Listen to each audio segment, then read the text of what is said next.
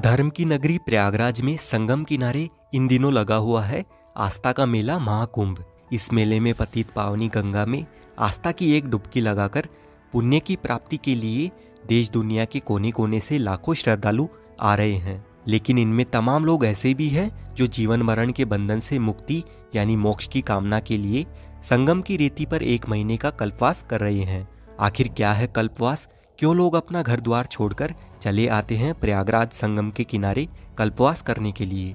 इस वीडियो में हम जानेंगे कल्पवास के क्या क्या नियम है, कल्पवास करने से क्या लाभ होता है, और अंत में हम बात करेंगे कल्पवास के समय आप अपने लिए टेंट बुक कैसे करें और टेंट का कितना खर्चा आएगा। जैसा कि आपको पता है, इस वर्ष का महाकुंभ मेला 13 जनवरी से स्टार्ट होकर 26 फरवरी महाशिवरात्रि के दिन तक चलेगा। तो पूरे 45 दिन तक कल्पवास का समय रहेगा। घर गृहस्थी जीवन और संसार की चिंताओं को छोड़कर सिर्फ और सिर्फ भगवान की आराधना और मुक्ति के देवता भगवान विष्णु की शरण में पहुंचने की लालसा ही कल्पवास है। कल्पवास की परंपरा आदिकाल से चली आ रही है। इस परंपरा के महत्व की चर्चा वेदों से लेकर महाभारत और रामचरितमानस में अलग अलग नामों से मिलती है। आज भी कल्पवास नई और पुरानी पीढ़ी के लिए आध्यात्म की राह का एक पड़ाव है।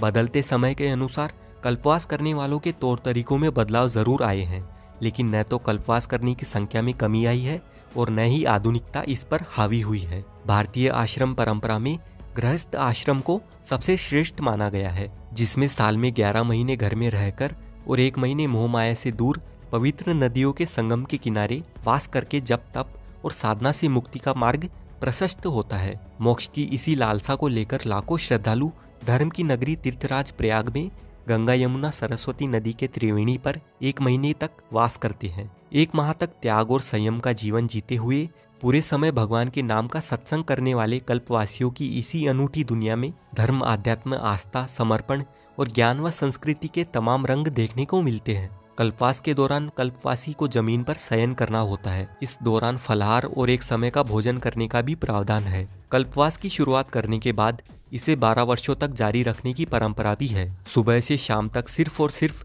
भगवान का गुणगान, कभी भजन के जरिए तो कभी पूजा आराधना, यज्ञ, जप तप और स्नान ध्यान के जरिए पूरा 1 महीना भगवान को समर्पित करना कल्पवास कहलाता है। मान्यताओं के अनुसार प्रयाग में सूर्य के मकर राशि में प्रवेश करने के साथ शुरू होने वाले 1 मास के कल्पवास से 1 कल्प अर्थात ब्रह्मा जी के 1 दिन जितना पुण्य मिलता है। आइए अब हम जानते हैं कल्पवास के नियम क्या क्या है। जो भी मनुष्य गृहस्थ कल्पवास का संकल्प लेकर आता है, उसे यहाँ साधु संतों या खुद की बनाई पर्णकुटी या झोपड़ी टेंट में रहना होता है। लेकिन आज के समय में तमाम पुरोहित झोपड़ी की व्यवस्था कर देते हैं। कल्पवास के समय 1 बार भोजन किया जाता है। धैर्य, अहिंसा का पालन करते हुए भक्ति में लीन होना पड़ता है। पद्म पुराण में कल्पवास के बारे में बताया गया है कि संगम तट पर वास करने वालों को सदाचारी, शांत चित्त और जितेंद्रिय होना चाहिए। कल्पवास के दौरान 3 कार्य तय किए गए हैं: जप, तप, होम हवन और दान। कल्पवास करने वाले व्यक्ति की दिनचर्या गंगा स्नान और पूजा अर्चना से शुरू होती है। इसके बाद देर रात तक भजन, कीर्तन, प्रवचन, सत्संग जैसे आध्यात्मिक कार्यों में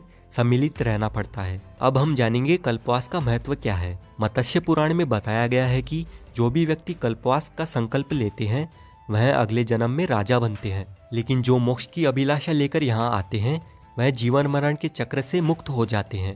धार्मिक ग्रंथों में यह भी बताया गया है कि प्रयाग के माघ में स्नान के दौरान 3 बार स्नान करने से पृथ्वी पर 10,000 अश्वमेघ यज्ञ के फल के बराबर पुण्य मिलता है। महाभारत के प्रसंग में मार्कंडेय ऋषि युधिष्ठिर से कहते हैं कि राजन, प्रयागराज तीर्थ सब पापों का नाश करने वाला है। जो भी व्यक्ति प्रयाग में 1 महीना इंद्रियों को वश में करके स्नान, ध्यान और कल्पवास करता है, उसके लिए स्वर्ग का स्थान सुनिश्चित हो जाता है। अब हम जानेंगे कल्पवास के टेंट बुक कैसे करें। देखिए, सबसे पहले कल्पवास करने के लिए मेला क्षेत्र में एक टेंट लेना पड़ता है, जिसे कल्पवास टेंट कहा जाता है।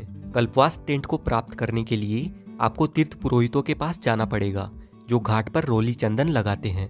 यहाँ पर आप आएंगे तो तीर्थ पुरोहित आपको मिल जाएंगे और हर जगह जहाँ जहाँ पर कुंभ मेला लगता है वहाँ पर आपको पुरोहित मिलेंगे। उनसे संपर्क करने के बाद आपको कल्पवास करने के लिए टेंट पूरे महीने तक मिल जाता है, वो भी कम से कम पैसों में। यहाँ आने के बाद हजारों की संख्या में आपको बहुत सारे टेंट बने हुए मिल जाएंगे। यहाँ पर आपको 3 प्रकार के टेंट मिलेंगे: बड़ा टेंट, छोटा टेंट और सबसे छोटा टेंट। इनके रेट साइज के हिसाब से अलग अलग है।